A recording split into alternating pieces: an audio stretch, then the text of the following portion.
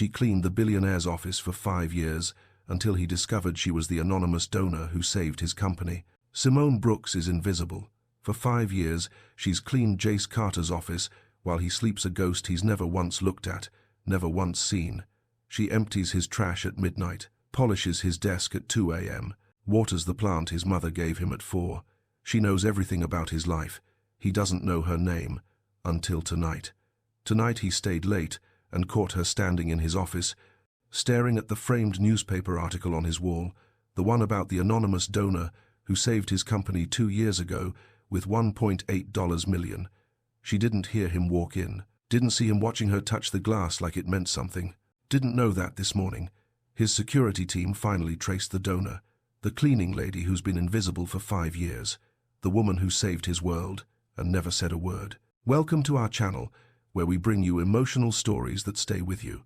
If you're new here, hit subscribe and the notification bell so you never miss a story. And if you're returning, thank you. Your support means everything. Now, stay until the end, drop a comment with your thoughts, and let's begin. Simone's fingers left prints on the glass.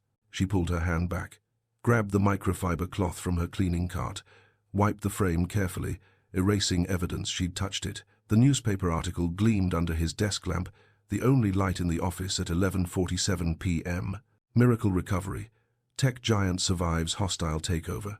She'd read it 100 times, always when she thought no one would know. You come here a lot. Simone spun. The cloth dropped from her hand. Jace Carter stood in his office doorway, navy shirt, sleeves rolled to his elbows, tie gone, hair slightly messy like he'd been running his hands through it. He looked tired. He looked, watching her. Her pulse kicked against her throat. Mr. Carter, I'm sorry.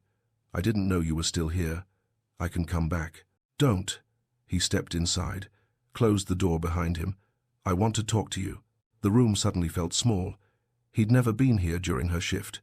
5 years, and they existed in separate orbits, him in daylight, her in darkness, ships passing. Except now he was here, and the air felt different. Simone bent to pick up the cloth, gave her hands something to do. Is something wrong? Did I miss something in the cleaning? No. He moved closer. 3 steps. 4.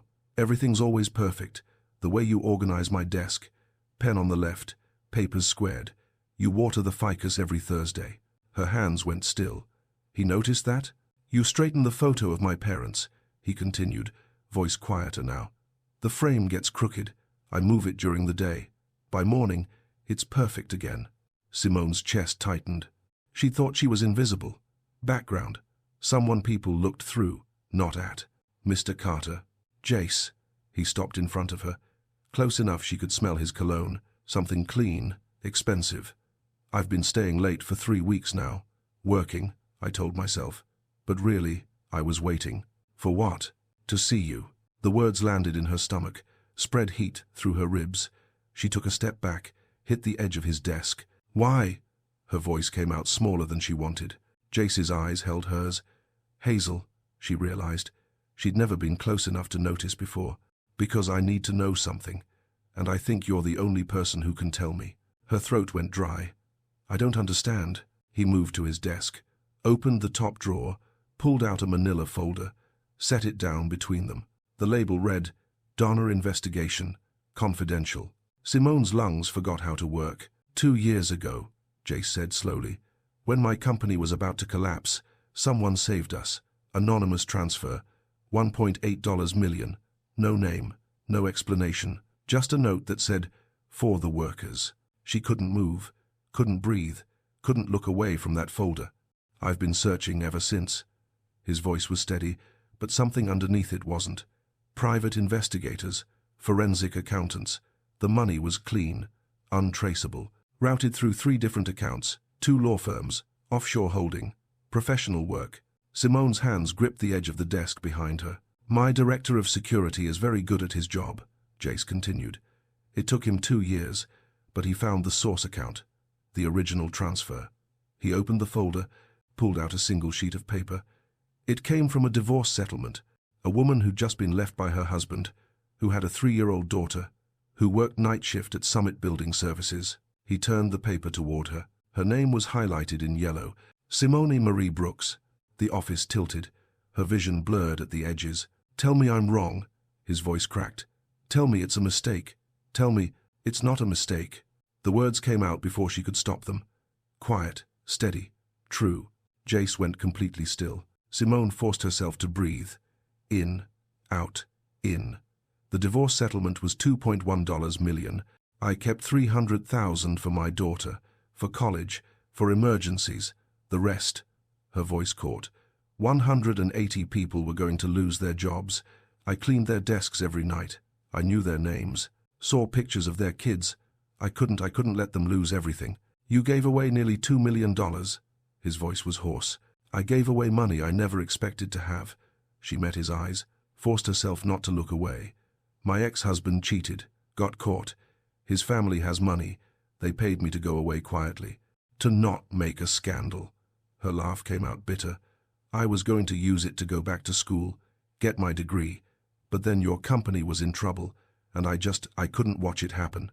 Jace stared at her, really looked at her, like he was seeing someone entirely new. "Why didn't you tell anyone?" he asked.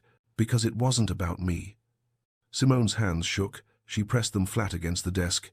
"It was about doing the right thing. I didn't need credit. I didn't need—" She stopped, swallowed. "I didn't need people looking at me." "Why not?" "Because people don't look at the cleaning lady, Mr. Carter. We're invisible. That's the job. We're here before you arrive, gone before you notice. We exist in the margins. That's how it works.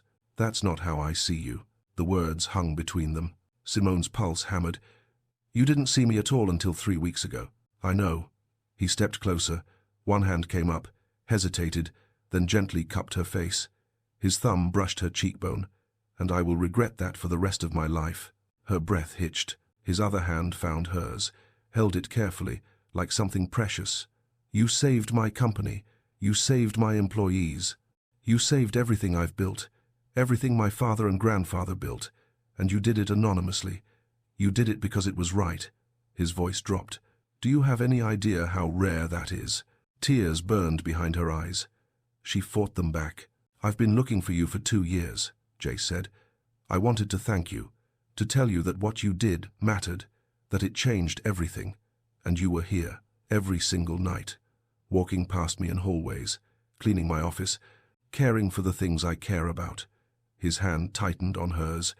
"How did I not see you? Because I'm good at being invisible. You're not invisible to me now." Simone's chest felt too full, too tight. This wasn't real. This didn't happen. Men like Jace Carter didn't look at women like her, didn't stand in dark offices at midnight holding their faces like they mattered. "Mr. Carter."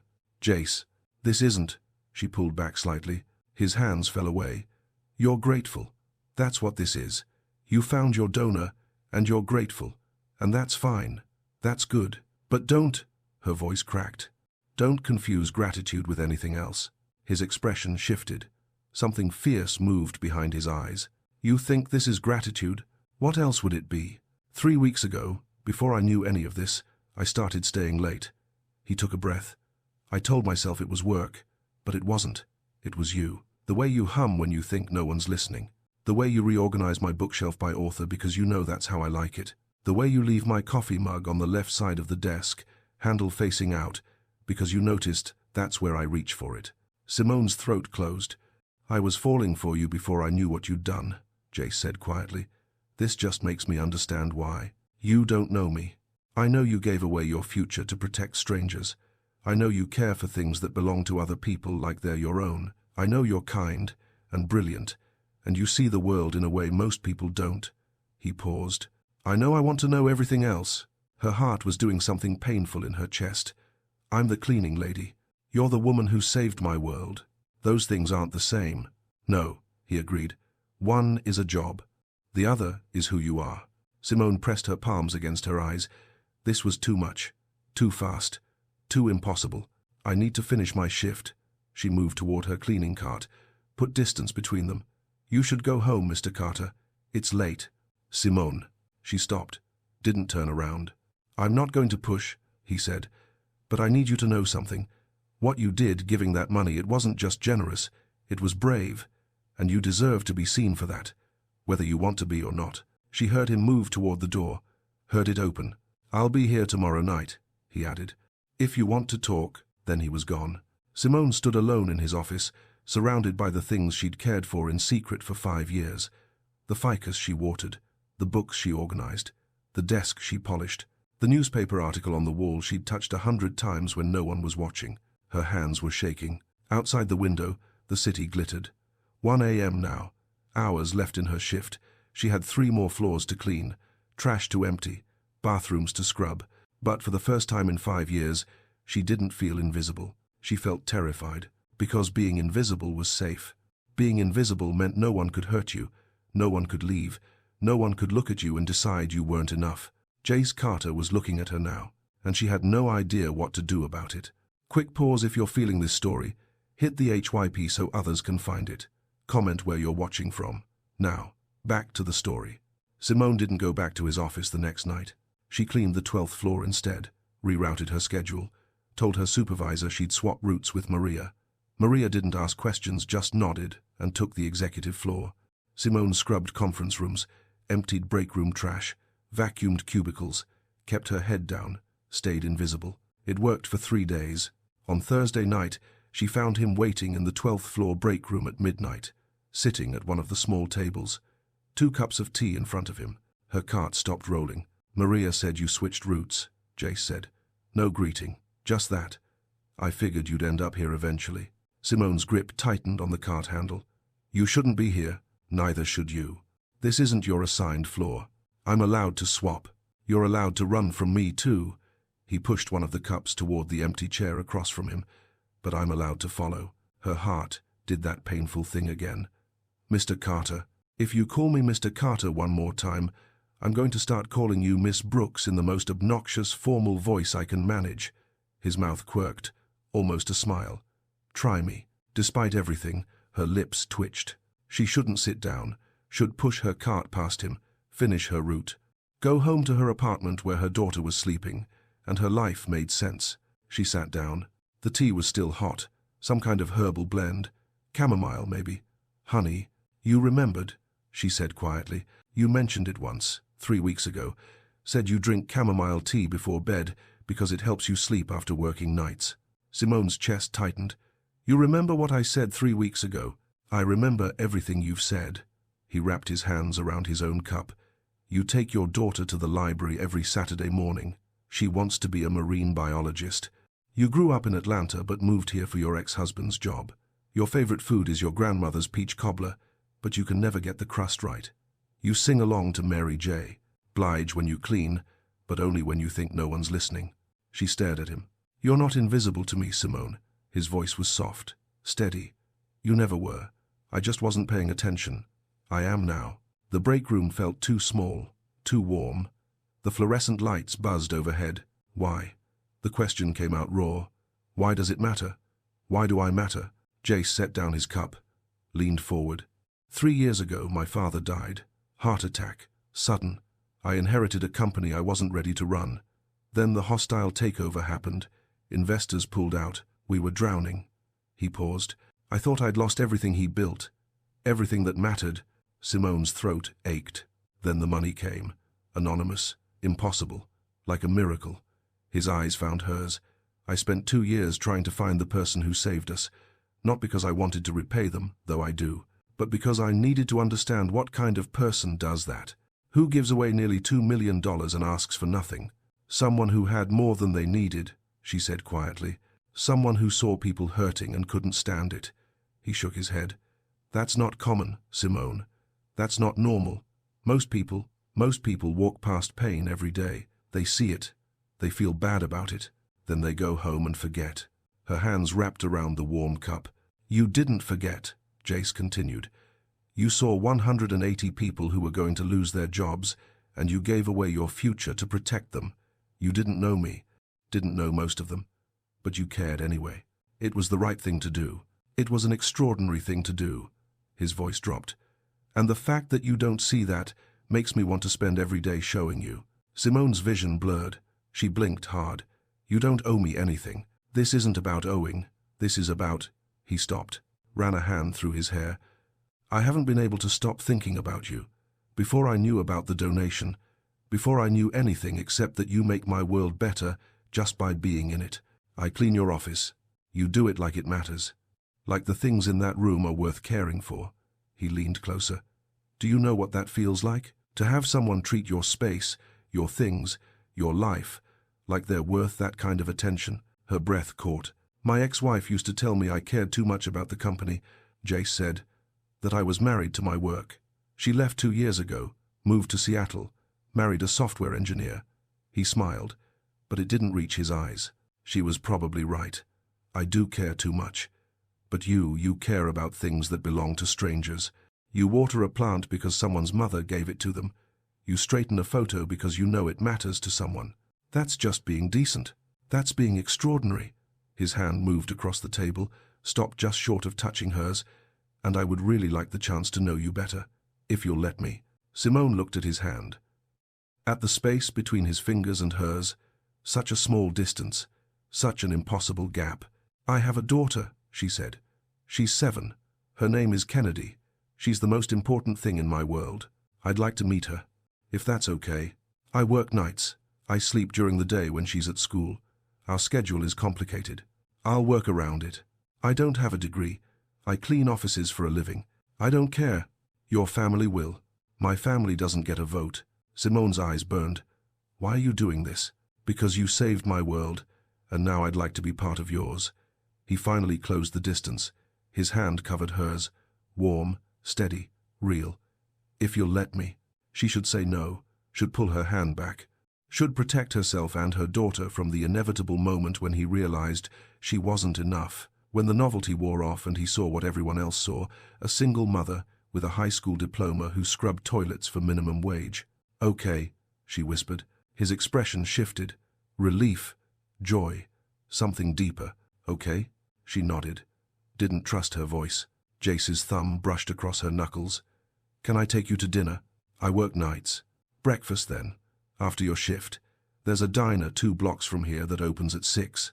I need to be home by 7. Kennedy's bus comes at 7:30. Then we'll have from 6 to 6:45. He smiled. Fully, this time. I'll take it. Simone's chest did something warm and terrifying. Just breakfast, he agreed. But the way he was looking at her like she was someone worth seeing, worth knowing, worth staying up until midnight in a break room, made her think breakfast might be the beginning of something much bigger. Over the next few weeks, breakfast became their routine. Simone finished her shift at 5:30, met Jace at the diner at 6. They ordered coffee and eggs and talked until she had to leave for Kennedy's bus. He asked about her daughter, her childhood, her dreams. She asked about his company, his father, what it was like growing up with money. They talked about music. She loved R&B, he loved classic rock. Books she read romance, he read biographies. Food she cooked soul food from her grandmother's recipes. He couldn't cook at all. Not even toast, she asked one morning, laughing into her coffee. I burn toast. He looked embarrassed. Adorable. My assistant orders all my meals. Has for years. That's tragic. It's pathetic. I could teach you. The offer came out before she thought about it. Basic stuff. How to not starve. His face lit up. Really? If you want. I want. So the next Saturday, Jace showed up at her apartment at 10 a.m.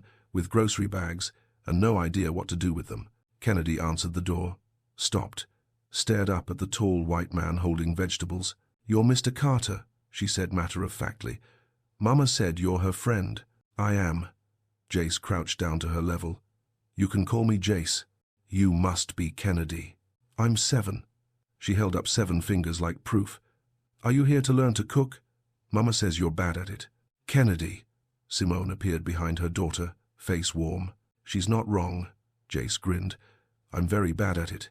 Think you can help me? Kennedy considered this seriously. Do you know how to crack eggs? No. Wash vegetables? Not really. Boil water? I've burned it before.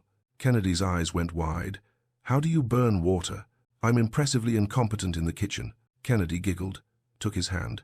Come on. Mama's really good at cooking. She'll fix you. Simone watched her daughter lead Jace Carter, billionaire CEO, third-generation tech mogul, into their tiny apartment kitchen like he was a lost puppy that needed help. Something in her chest cracked open. They made pancakes.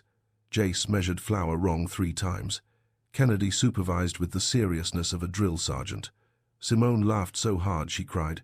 "You're supposed to crack the egg on the edge of the bowl," Kennedy instructed. "Not smash it like that. I'm doing my best." "Your best is bad." "Kennedy Marie Brooks," Simone warned, but she was smiling. Jace caught her eye across the kitchen, grinned, mouthed, "She's right." When the pancakes were finally done, slightly burned, completely uneven, they sat at Simone's small kitchen table and ate them with too much syrup. Kennedy talked about school, her best friend Jessica, the book she was reading about dolphins, how she wanted to swim with whales someday. Jace listened like every word mattered, asked questions, remembered details. "Mama says you have a really big office," Kennedy said, syrup on her chin. "I do. Want to see it sometime?" Kennedy's eyes went huge. "Really? If your mom says it's okay." Kennedy turned to Simone with a look of pure pleading. "We'll see," Simone said, but she was already losing the battle. After breakfast, Kennedy went to her room to read. Jace helped Simone clean up. "She's wonderful," he said quietly, drying a plate. "She is." Simone washed another dish. "She's everything. I can see that." He set the plate in the cupboard, turned to look at her. "Thank you for letting me be here. You provided the groceries. I should be thanking you. You know what I mean." She did. Simone dried her hands, turned to face him properly. They were standing close in her small kitchen. Too close, and not close enough. "I'm scared," she admitted. "Of what?" "That this isn't real. That you'll wake up one day and realize I'm just me, a single mom who works nights and lives in a one-bedroom apartment and has stretch marks and student debt I'll never pay off." Jace's hand came up, cupped her face the way he had in his office. "You're not just anything. You're brilliant and kind and the bravest person I've ever met. You're an incredible mother. You're someone who gives away fortunes to protect strangers. His voice caught. "You're everything I didn't know I was looking for." Simone's eyes filled. "I'm scared too," he said. "That I'll mess this up. That I'll say the wrong thing or move too fast or not fast enough. That you'll decide I'm not worth the complication. You're a billionaire. I'm a man who burns water and works too much and hasn't had a meaningful conversation with another adult in years before you." His thumb brushed her cheekbone. "You make me want to be better. Do you know how rare that is?" She shook her head. Couldn't speak. "I'm falling for you, Simone Brooks. I have been since the first morning I saw you straighten that picture frame." He leaned his forehead against hers. "Tell me I'm not alone in this." Her breath shuddered out. "You're not alone." His lips found hers, soft, careful, asking permission with every second. Simone kissed him back.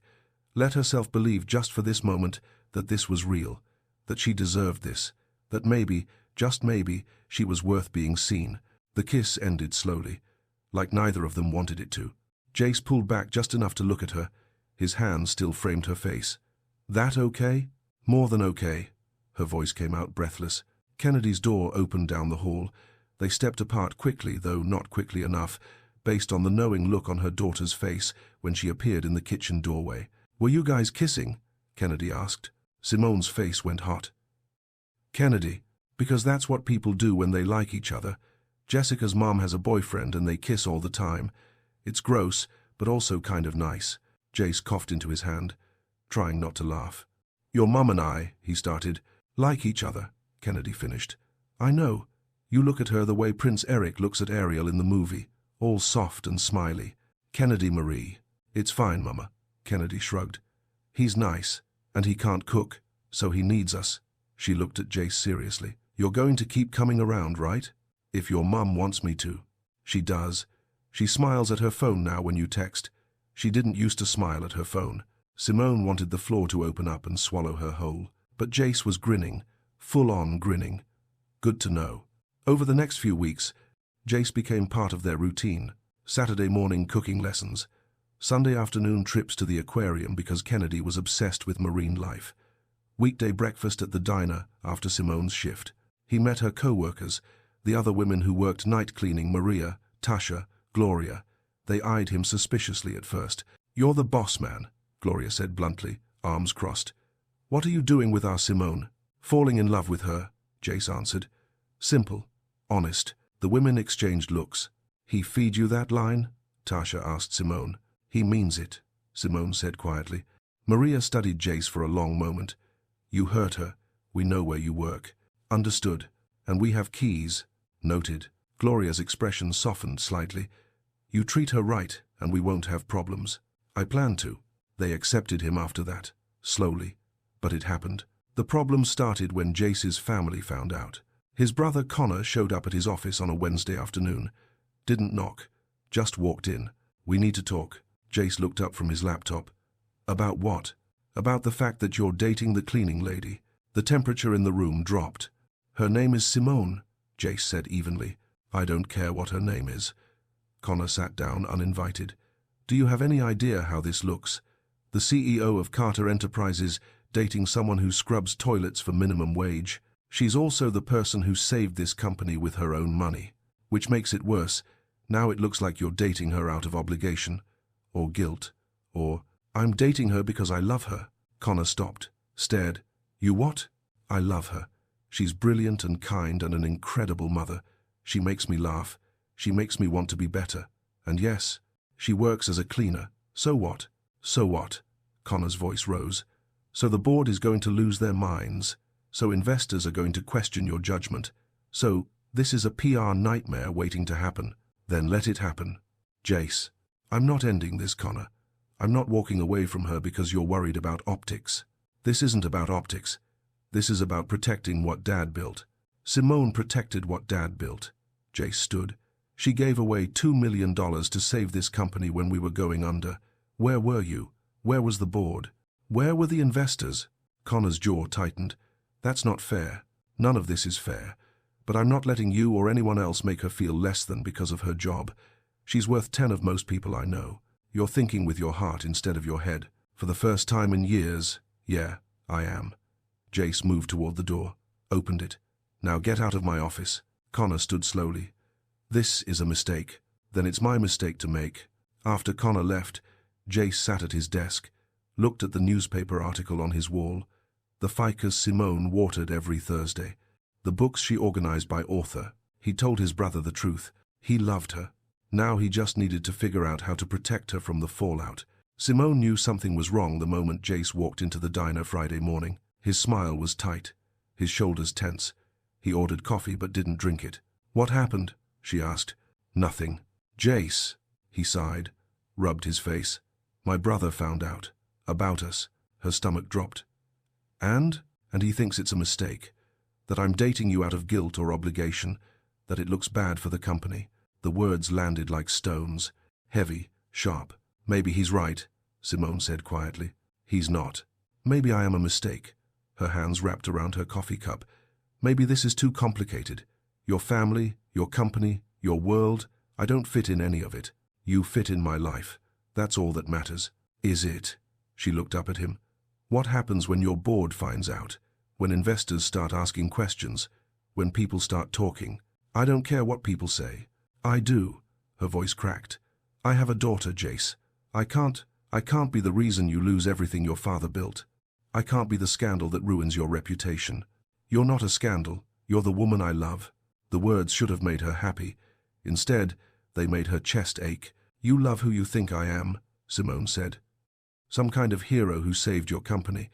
But I'm just a woman who got lucky with a divorce settlement and made one good choice. That's all. That's not all. Jace reached across the table, took her hand. You're kind. You're strong. You're an incredible mother. You see people really see them. You make the world better just by being in it. Your brother doesn't think so. My brother is wrong. Simone pulled her hand back, stood up. I need to go. Kennedy's bus. Simone, don't do this. Do what? Run. Push me away. Decide for both of us that this won't work. I'm being realistic. You're being scared. The truth of it hit her like a punch.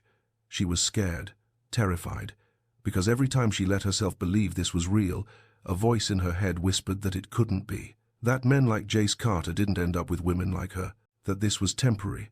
That eventually, he'd see what everyone else saw, that she wasn't special, wasn't extraordinary, wasn't enough.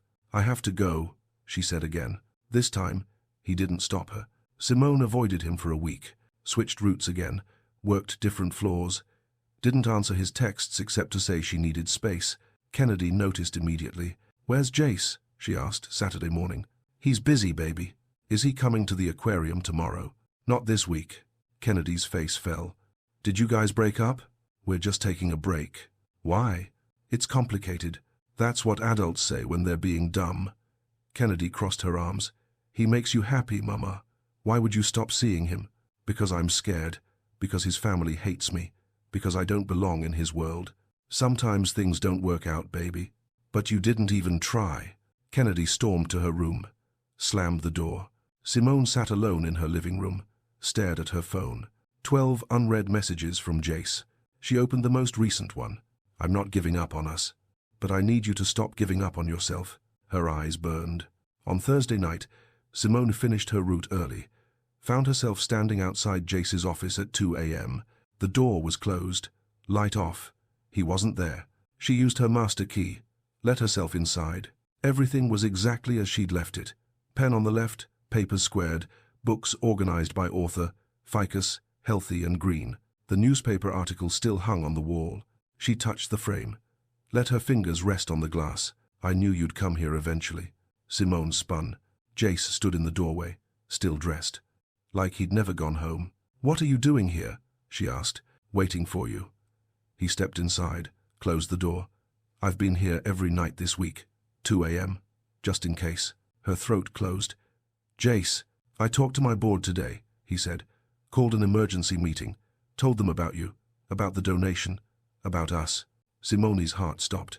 I told them that the woman I love saved this company with her own money, that she works night shift as a cleaner, that she has a 7-year-old daughter and makes the best pancakes I've ever eaten, that she's brilliant and kind and the bravest person I've ever met. He moved closer. I told them that if they have a problem with any of that, they can find a new CEO. You didn't. I did. Jace, you can't risk everything for you? Yes, I can. I already did. Tears spilled down her cheeks. Your family will adjust, or they won't. Either way, you're more important. The company is stable because of you. I'm not letting anyone make you feel less than because of that. Simone's hands shook. I'm so scared. I know. He closed the distance between them, pulled her into his arms. I'm scared too, but I'd rather be scared with you than safe without you. She buried her face in his chest, let herself break, let herself cry. I don't know how to do this, she whispered. I don't know how to be with someone like you. Then we'll figure it out together. His hand smoothed down her back. But you have to stop running. You have to let me love you. What if I'm not enough? You are. He tilted her face up. You have always been enough. The only person who doesn't see that is you. Simone looked at him. At this man who'd been searching for her for 2 years, who'd stayed up until 2 a.m. every night hoping she'd show up, who'd stood in front of his board and risked everything for her. I love you, she said. The words felt like jumping off a cliff. Terrifying. Freeing. I love you, and I don't know what to do with that. Jace's expression cracked open. Say it again. I love you. Again. I love you, Jace Carter. He kissed her. Deep. Sure. Like a promise. When they pulled apart, he was smiling. We're going to be okay. How do you know? Because you're worth fighting for. And I'm not going anywhere. The board meeting had been 3 days ago. Jace told Simone about it in pieces, over breakfast, in phone calls, during the 20 minutes she spent in his office before starting her cleaning route. 8 board members. Connor, the head of HR, legal counsel. Jace had stood at the head of the conference table and told them everything. Most of them were silent at first, he said, stirring his coffee absently. Then Margaret, you know, the woman who's been on the board since my grandfather ran things, she asked if this was a joke. Simone's stomach twisted. What did you say? I said no, that you're the most remarkable person I've ever met, that I plan to keep seeing you, and if that's a problem, I'll step down as CEO. Jace. I meant it. His eyes met hers. Steady. Sure. This company matters to me, but you matter more. Her chest ached. What happened? Connor lost his mind, started yelling about family legacy and Dad's reputation and how I was throwing away everything for... He stopped, jaw tight. For what? A cleaning lady. His words, not mine. The phrase landed like a slap. Simone already knew what his family thought of her. Hearing it confirmed, still hurt. Margaret stood up. Jace continued. Told Connor to sit down and shut up. Then she asked me if I was serious about you. What did you tell her? That I'm in love with you. that I want a future with you, that if the board can't accept that, then maybe I'm not the right person to lead this company. Simone's eyes burned. You can't leave the company because of me. I can do whatever I want. It's my life. It's your legacy. You're my future. He reached across the table, took her hand. Margaret asked to meet you. Simone's blood went cold. What?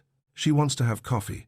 Said she needs to meet the woman who gave away $2 million and captured my stubborn adopted grandson's heart. Her words. I can't, Jace. I can't meet your board. It's just Margaret, not the whole board. Just her, and only if you're comfortable. Simone's hands trembled. Meeting his family was one thing. Meeting the woman who'd been on the board since his grandfather's time, the woman who probably watched Jace grow up, that was something else entirely. What if she hates me? She won't. What if I say the wrong thing? You won't. What if... Simone. Jace squeezed her hand.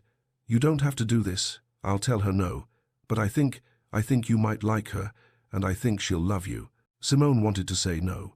Wanted to protect herself from the inevitable moment when Margaret, whatever her last name, was looked at her and saw exactly what Connor saw. A woman who didn't belong, but Jace was looking at her with so much hope. Okay, she whispered. I'll meet her. Margaret Sullivan was 73 years old, sharp as a knife, and nothing like Simone expected. They met at a coffee shop in Midtown. Margaret arrived first, navy suit, pearls, silver hair in a neat bob. She stood when Simone walked in. You must be Simone. Margaret's handshake was firm. Sit. I already ordered you tea. Chamomile, Jace said. With honey. Simone sat, her heart hammered against her ribs. Margaret studied her with the kind of assessment that missed nothing. You're nervous. Yes, ma'am. Don't be. I'm not here to interrogate you. I'm here because the boy whom I think of as my grandson is in love for the first time in his life, and I want to meet the woman responsible. I don't know if I'm responsible for anything. You gave away nearly $2 million to save a company where you worked night shift as a cleaner. Margaret's voice was matter of fact. That's not nothing. Simone's throat tightened. It felt like the right thing to do. Most people don't do the right thing when it costs them that much. Margaret sipped her own coffee. Jace told me about your divorce, about your daughter, about how you've been working nights for 5 years. Yes, ma'am. Stop calling me ma'am. It makes me feel ancient. Margaret's mouth quirked. Call me Margaret. Okay. Tell me about your daughter. The shift surprised her. Simone blinked. Kennedy? That's her name, yes? She's 7. Smart. Obsessed with dolphins and whales. She wants to be a marine biologist. Jace mentioned that. Said she's teaching him about ocean conservation. Simone's lips twitched despite her nerves. She lectures him regularly. He's very patient about it. He's smitten. With Kennedy? With both of you. Margaret leaned back. I've known that boy since he was born. Watched him grow up.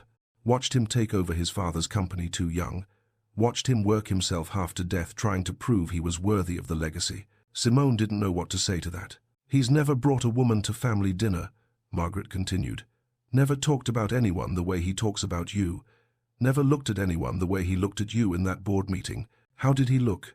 Like you were the only thing in the room that mattered. Margaret's expression softened. I've been waiting for someone to make him look like that for years. Simone's chest tightened. His brother doesn't think I'm right for him. Connor is an idiot.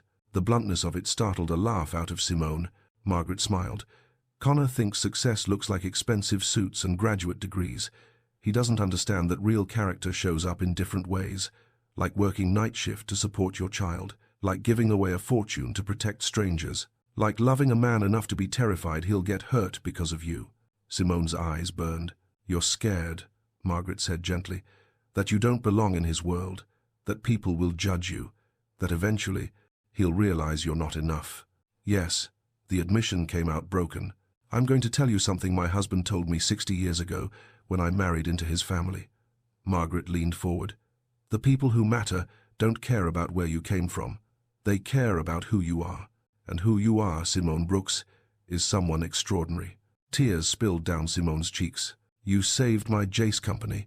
You love him honestly. You're raising a daughter to be kind and curious and brave. That's worth more than any pedigree or bank account. Margaret handed her a napkin. Don't let anyone, not Connor, not the board, not even your own fear make you believe otherwise. Simone wiped her eyes. I don't know how to be with someone like Jace. You love him? Yes. He loves you? He says he does. Then that's all you need to know. The rest you'll figure out as you go. Margaret finished her coffee, stood. I expect to be invited to dinner soon. I want to meet this daughter of yours who's teaching my Jace about whales. Simone stood too. Thank you. Don't thank me. Just make him happy. That's all I ask.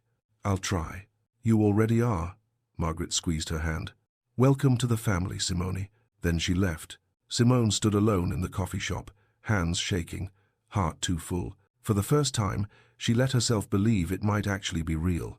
That night, Simone finished her cleaning route early, found Jace waiting in his office at midnight. How did it go? He asked immediately. She's terrifying. I know. She ordered my tea before I arrived. That's very her. She called your brother an idiot, Jace laughed. Also very her. Simone crossed to him, let him pull her into his arms. She said, I'm welcome in your family. You are. She wants to meet Kennedy. Kennedy will love her. Simone looked up at him, at this man who'd risked everything for her, who'd stood in front of his board and chose her, who'd waited in his office at midnight just to see her face. I'm still scared, she admitted. That's okay. So am I. Of what? That I'll wake up and this will have been a dream, that you'll change your mind, that I'll lose you. His hand cupped her face. But I'd rather be scared with you than safe without you. The words echoed what he'd said before. But this time, they felt different, settled, true. I'm not going anywhere, Simone said. Promise? Promise. He kissed her, soft, deep, like a vow. When they pulled apart, Simone noticed something on his desk. A folder. Official looking. What's that? Jace hesitated. Something I've been working on, with HR and legal. Her stomach flipped. What is it? A job offer. He picked up the folder, handed it to her. For you. Simone opened it with shaking hands. Director of Facilities and Operations salary, $120,000 annually. Benefits. Full health insurance, 401k matching. Education assistance. She stared at the words. Read them twice. 3 times. I don't understand. You've been working here for 5 years. You know this building better than anyone. You notice things others miss. You care about details, about people. Jace's voice was gentle. I want to promote you, not because we're together, because you're qualified, because you'd be extraordinary at this job. I don't have a degree. The education assistance would cover that. You could go back to school, finish your degree. We'd work around your schedule with Kennedy. Jace, I'm a cleaner. You're a woman who saved my company with your own money. You're someone who understands how this place works from the ground up. You're someone who sees people and problems others overlook. He took her hand. You're someone who deserves a chance to do more than scrub floors at 2 a.m. Simone's vision blurred. People will say you're promoting me because we're dating. Let them. This offer is legitimate. HR vetted it. Legal approved it. Margaret supported it. His thumb brushed her knuckles. You earned this, Simone. Not because of me. Because of you. Her hands trembled. What if I fail? You won't. What if... You saved my entire company with one decision. You can handle managing facilities. His smile was soft, proud. I believe in you. It's time you believed in yourself. Simone looked at the folder, at the job offer that would change everything. Better salary, benefits, a path forward, a chance to give Kennedy more, to be more, a chance to stop being invisible. Okay, she whispered. Okay, I'll take the job. Jace's expression cracked open. He pulled her close, held her like she was something precious. You're going to be amazing. I'm terrified. Good, that means it matters. Simone laughed into his chest. Let herself feel it. The fear, the hope, the impossible possibility that maybe she really could have this. All of it. Love, family, a career, a future. Maybe she'd been enough all along. Simone gave her 2-week notice to Summit Building Services the next morning. Her supervisor, Linda, stared at the resignation letter. You're leaving?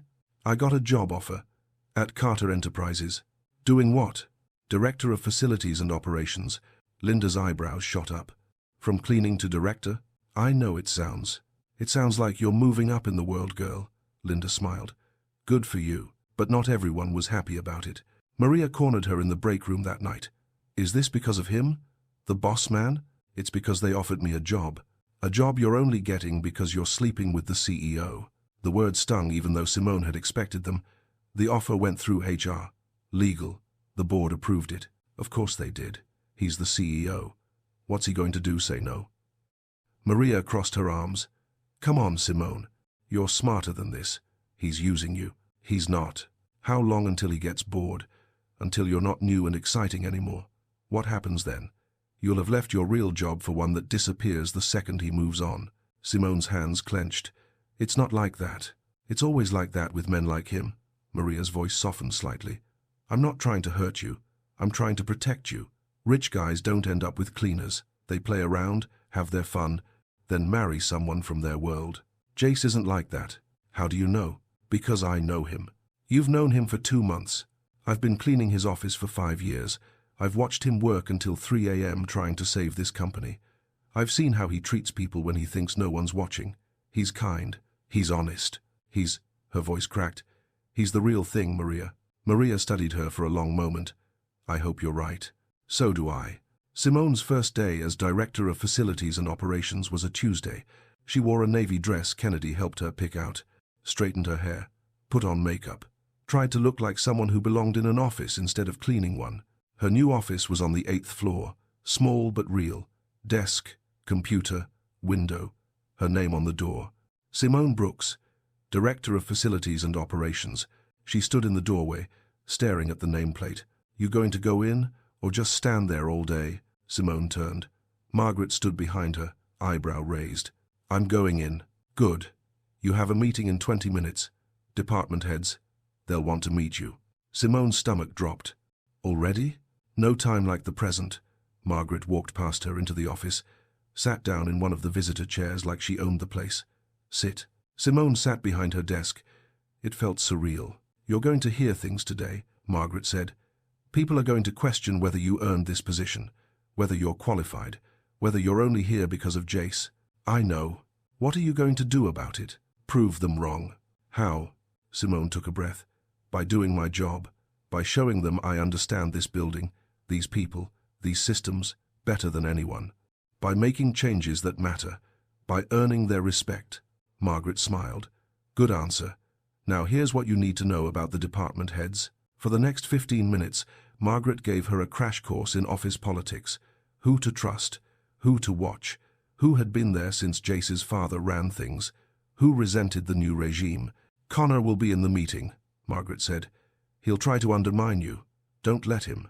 How do I stop him? By knowing your stuff better than he does, by staying calm, by refusing to engage with his nonsense. Margaret stood.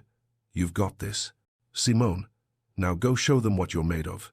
The meeting was exactly as brutal as Simone expected. 12 department heads around a conference table. Connor at the far end, arms crossed. Everyone else somewhere between skeptical and curious. Jace introduced her, kept it professional. Simone Brooks is our new Director of Facilities and Operations.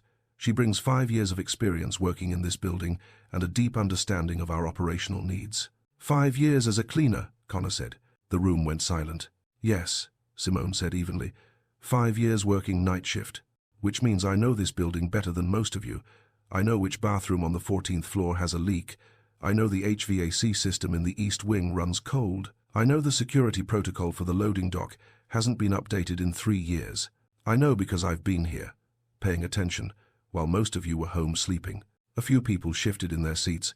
Knowing where the leaks are doesn't qualify you to run facilities, Connor said. No, but understanding how systems work does. Understanding how to manage people does. Understanding that the folks who clean your offices and empty your trash deserve respect and fair wages does. She met his eyes. That's what I'm going to bring to this position. And your degree? Your credentials? I'll be completing my degree through the company's education assistance program. But I don't need a piece of paper to tell you that the night cleaning crew is understaffed, underpaid, and overworked. That the facilities budget has been cut every year for the past 5 years. That we're losing good people because we don't value them. The head of HR, a woman named Patricia, leaned forward. What would you propose? Increase starting wages for cleaning staff by 20%. Add 2 more positions to the night crew. Implement quarterly reviews so people have a path to promotion. Invest in better equipment so they're not using decade-old vacuums and mops. Simone pulled out a folder she'd prepared, slid it across the table. I've outlined the costs, the ROI, the projected impact on employee retention. Patricia opened the folder. Read. Her eyebrows went up. This is thorough, she said. I've had 5 years to think about it. Connor's jaw tightened. This is expensive. Turnover is expensive, Simone countered. Training new people is expensive. Low morale is expensive. Treating people well is an investment. She's right, Margaret said from her seat near the end of the table. We've been cutting facilities budgets for years. It's cost us in the long run. Other heads nodded. Connor looked like he wanted to argue more but couldn't find the angle. Jace caught Simone's eye across the table, pride clear on his face. The rest of the meeting covered logistics, budgets, timelines. Simone answered every question, took notes, proved she belonged there. When it ended, people filed out slowly. A few stopped to introduce themselves properly. Patricia asked for a follow-up meeting about the staffing proposal. Connor left without a word. That night, Simone found Jace in his office at 7 p.m. "You're here late," she said from the doorway. He looked up, smiled. "So are you. First day. Wanted to organize my office. How did it go?" "Your brother hates me. He'll get over it." "I don't think he will." Jace stood, crossed to her, pulled her into his arms. "You were amazing in that meeting. You were there?" "Of course I was there. I wasn't going to miss your first department meeting." He kissed her forehead. "You completely shut Connor down. He's going to make this difficult. Probably. But you can handle him." Simone leaned into his chest, let herself be held. "I'm exhausted." "You just worked your first full day, that's allowed. I used to work 12-hour shifts. Physical labor is different than mental labor. Give yourself grace." She pulled back enough to look at him. "Thank you." "For what?"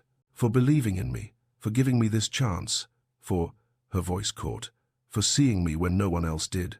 You made yourself seen, Simone. I just paid attention." She kissed him. Long, slow, grateful. When they pulled apart, Jace's expression had shifted. Serious, nervous.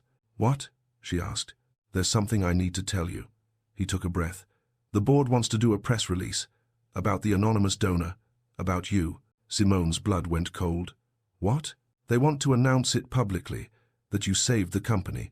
They think it's good PR. Shows corporate heart, community values." He rushed on. "I told them no, that it's your story to tell, not theirs. But they're pushing. Margaret's on our side, but Connor and a few others think we should." "No." "Simone." I said no. Her hands were shaking. "I didn't do it for recognition. I did it because it was right. I don't want my name in the press. I don't want reporters asking questions. I don't want—" She couldn't breathe. "I have a daughter. I have a life. I don't want to be some public story." "I know. That's why I said no." Jace's hands framed her face. "But they're not going to drop it. Connor's already talking to the PR team. They're drafting a release. Can't you stop them?" "I'm trying. But the board votes on major PR decisions. I don't have unilateral control." Simone pulled away, pressed her hands to her eyes. "This is a nightmare. I won't let them do this without your permission. Connor will find a way. Then we'll fight him." "How?" Jace's jaw set. "I'll threaten to resign again. I'll go to the press first with our side of the story. I'll figure something out. But I'm not letting them exploit what you did for corporate publicity." Simone looked at him. At this man, who kept fighting for her, who kept putting her first even when it cost him. "I love you," she said. His expression softened. "I love you too. If they do a press release, it needs to be on my terms." "Okay. I want to tell my story. My way.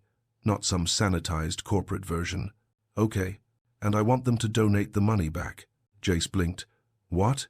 "If they're going to make this public, then I want them to donate $1.8 million to charity. Match what I gave. Show that they actually care about the community and not just the optics." A slow smile spread across his face. "You're brilliant. I'm serious. I know. And it's perfect." He kissed her, quick, hard. "I'll take it to the board tomorrow." "Will they go for it?" "They will if I tell them the alternative is me walking out and taking this story to every media outlet in the city." Simone's hands stopped shaking. For the first time since he'd mentioned the press release, she felt like she could breathe. "We're going to be okay," Jace said. "How do you know?" "Because we're in this together. And together, we're unstoppable." The board meeting happened Friday morning. Simone sat in the back of the conference room while Jace presented her terms to the board. "If you want to release this story, then Carter Enterprises will match Simone's $1.8 million donation to local charities focused on workforce development and family support. His voice was steady, final. That's the deal. Connor leaned back in his chair. That's nearly $2 million. It's what Simone gave. If we're going to profit from her generosity with good PR, then we match her commitment. That's not how this works. That's exactly how this works. Margaret cut in. The woman saved this company. If we're going to tell the world about it, then we show we value what she values. We put our money where our mouth is. Patricia nodded. I agree. It's the right thing to do. Others murmured agreement. Connor's face went red. This is emotional decision-making. We're a business, not a charity. We're a business that was saved by charity, Jace said quietly. That matters. The vote was 8-4. The donation passed. Connor stormed out of the conference room. Jace caught Simone's eye. Smiled. They'd won. The press release went out Monday morning. Carter Enterprises announces $1, 8 meters, community investment. In recognition of anonymous donor who saved company during crisis, Carter Enterprises commits matching funds to workforce development and family support initiatives. The article told the story carefully. A former employee who worked in facilities made an anonymous donation during the company's financial crisis. Carter Enterprises, in gratitude and recognition, is matching that amount to support the community that supported them. Simone's name wasn't mentioned. Her privacy was protected. But people inside the company knew, and word spread. By Tuesday, everyone at Carter Enterprises knew that the new director of facilities and operations was the woman who'd saved them all. The whispers changed. Maria apologized. I was wrong about you. About him. About all of it. Tasha brought her coffee. You're still one of us, you know, even with the fancy title. Gloria hugged her in the hallway. Proud of you, girl. Even people who'd questioned her promotion started treating her differently, with respect, with gratitude. Connor avoided her entirely. On Wednesday evening, Simone got a call from Kennedy's school. Miss Brooks, this is Principal Anderson. Could you come in tomorrow morning? There's something we'd like to discuss. Simone's stomach dropped. Is Kennedy okay? She's fine. This is about, well, we can discuss it tomorrow. 9 a.m.? Simone agreed. Spent the whole night worrying. The next morning, she sat in Principal Anderson's office while Kennedy's teacher, Mrs. Chen, pulled out a folder. We wanted to talk to you about Kennedy's marine biology project, Mrs. Chen said. Did she do something wrong? The opposite. Mrs. Chen opened the folder, showed Simone Kennedy's project, a detailed poster about ocean conservation, plastic pollution, whale migration patterns. This is extraordinary work for a second grader. She's passionate about it. We noticed. That's why we want to nominate her for the district's STEM Excellence program. Simone blinked. What? Principal Anderson leaned forward. It's a program for students who show exceptional interest and aptitude in science, technology, engineering, or math. Kennedy qualifies. The program provides mentorship, field trips, specialized learning opportunities. Is there a cost? It's fully funded. We just need your permission to nominate her. Simone's eyes burned. Yes, of course. Mrs. Chen smiled. There's one more thing. Kennedy mentioned that her mom's boyfriend works with technology companies. She said he knows people who study ocean conservation. Jace. Yes. Would he be willing to speak to the class? About STEM careers? We're always looking for guest speakers. Simone's chest tightened. I can ask him. Kennedy talks about him a lot. Mrs. Chen's voice was gentle. She seems very happy. She is. Simone's voice cracked. We both are. That night, Simone told Jace about Kennedy's nomination. That's incredible. He pulled Kennedy into a hug. You're going to be a famous marine biologist someday. Not famous. I just want to help the whales. You will. I know you will. Kennedy looked up at him. Mrs. Chen wants you to come talk to my class. She does? About your job. About science and technology. I'd love to. Kennedy beamed. Then her expression turned serious. Are you going to marry my mom? Simone choked on her water. Jace's eyes went wide. That's a big question. Jessica's mom got married last month. They had a big party. Jessica got to wear a fancy dress. Kennedy looked between them. Are you guys going to have a big party? Kennedy Marie, Simone started. I hope so, Jace said quietly. Everything stopped. Simone stared at him. What? I hope we have a big party someday, with fancy dresses. And your mom looking beautiful, and you standing up there with us. He looked at Simone, something intense in his eyes. If your mom wants that too. Simone couldn't breathe. Do you want that, Mama? Kennedy asked. I don't know. We've only been together a few months. But you love him, right? Yes. And he loves you. Yes. Then what's the problem?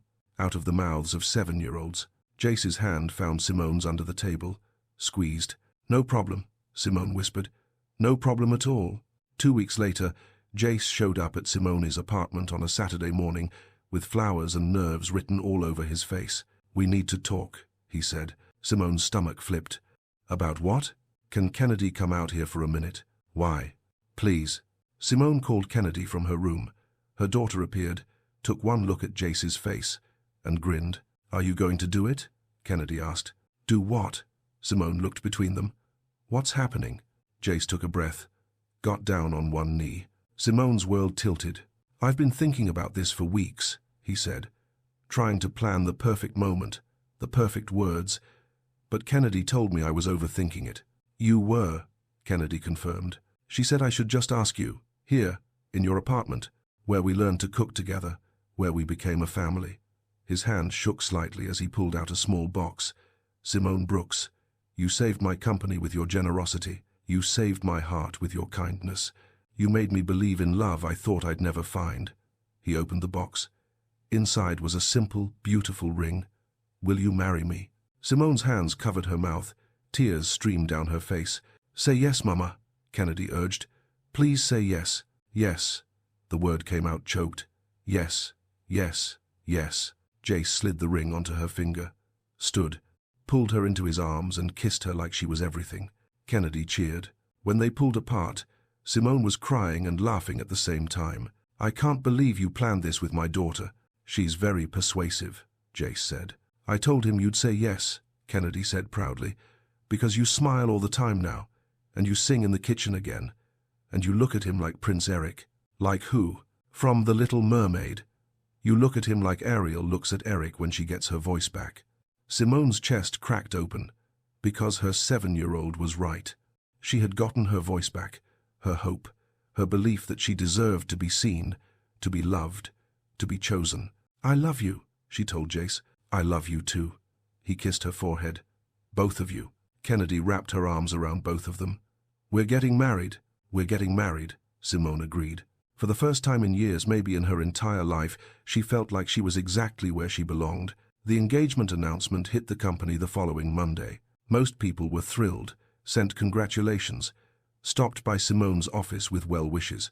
Connor didn't say anything at all, until Wednesday afternoon, when Simone found him waiting in her office. We need to talk, he said. Simone's defenses went up immediately. About what? About you marrying my brother. That's none of your business. It is when it affects this company. Connor closed her office door.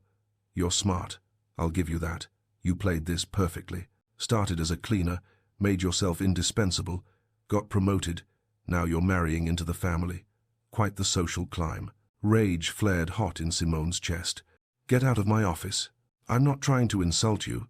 Yes, you are. I'm trying to protect my brother and this company, because whether you want to admit it or not, your relationship with Jace is complicated. People talk. Investors ask questions. The optics. I don't care about optics. Simone stood, met his eyes across her desk. I care about your brother. I care about the family we're building. I care about doing my job well and earning the respect of the people I work with. What I don't care about is your opinion. You should. I'm on the board. Margaret's on the board too. And she's twice as influential as you. Connor's jaw tightened. This won't last. Why? Because I'm not good enough for him? Because I used to clean his office? Because I don't come from money? Because relationships built this fast don't survive? Because he's infatuated with the idea of you, the woman who saved his company, not the reality. You don't know anything about our relationship. I know my brother. I know how he gets fixated on things, projects, problems, people. Connor leaned forward. You're his current project. When he solves you, he'll move on. The words landed like punches, because some part of Simone, some small, scared part, had thought the exact same thing. Get out! Her voice shook. Connor studied her for a long moment, then left without another word. Simone sat down hard in her chair, put her head in her hands. Was Connor right? Was she just a project? A problem Jace needed to solve? No. She looked up. Jace stood in her doorway. How long have you been there? Long enough to hear my brother being an ass. He came inside, closed the door, knelt in front of her chair. You're not a project. You're not a phase. You're not something I'm going to get bored with and move on from. How do you know? Because I've never felt like this before. Because you challenge me. Because you make me want to be better. Because I love you not despite who you are, but because of exactly who you are. His hands found hers. Connor's wrong. About everything. What if he's not? Then I'll spend every day for the rest of our lives proving it to you. Jace's voice was fierce. I'm not going anywhere, Simone. Not now. Not ever. You're stuck with me. She laughed through her tears. That's supposed to be romantic? It's supposed to be true. Simone pulled him up, kissed him, let herself believe fully, finally, that this was real, that she deserved this, that she was enough, exactly as she was. I love you, she whispered. I love you too. 3 months later, Simone stood in a small chapel wearing a simple white dress. Kennedy walked down the aisle first, carrying flowers, beaming at everyone. Margaret sat in the front row, dabbing her eyes with a handkerchief. Simone's cleaning crew co-workers filled several rows. Maria, Tasha, Gloria, all dressed up, all proud. Connor was there too, in the back, silent but present, and Jace waited at the altar, eyes on her, only her. When Simone reached him, he took her hands. You look beautiful, he whispered. You look pretty good yourself. The ceremony was short, intimate, perfect. When the officiant said, "You may kiss your bride," Jace pulled Simone close and kissed her like she was everything he'd ever wanted. Because she was. And she finally believed it. 1 year later, Simone finished her bachelor's degree in business administration, graduated summa cum laude. Kennedy and Jace sat in the front row cheering.